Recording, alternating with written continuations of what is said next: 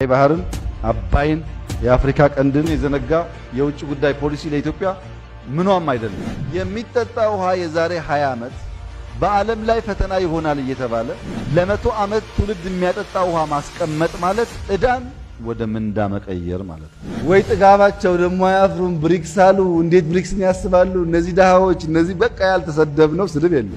ፈተና ከገባህና ከመራኸው ያጠነክራል፣ ሀገር ያጽናል። የነበሩ ፈተናዎች እንድንበረታ እንድንዘጋጅ አግዘውናል። አህዳዊ ኢትዮጵያዊነት አግላይ ነው። አቴታይም ሸኔና ብልጽግና መሆን በጣም ከባድ ነው ጓዶች። ትርክት በትክክል ከተኮተኮተ ትልቅ አገር ይፈጥራል። ለምሳሌ ጫካ አትጠራጠር ኢትዮጵያን ከዕዳ ወደ ምንዳ ከሚያሸጋግሩ በጣም ኢምፖርታንት ስራዎች አንዱ ነው። ታየዋለህ። የምናስበው ብልጽግና ሲመጣ አሁን የሚሳደበው ዲያስፖራ ልጆች ያስፈልጉናል። ሰላም ከሁሉም ለሁሉም በሁሉም የሚከወን ነገር። ሰላም ጠባቂ የተለየ ኃይል፣ ሰላም ጠያቂ የተለየ ኃይል። እንደዛ አይደለም። ትምህርት ላይ ኢንቨስት ያደረገ የትኛውም ሀገር፣ የትኛውም ብሔር፣ የትኛውም ሰፈር ኢን ይርስ ሃርቨስት ያደርገዋል።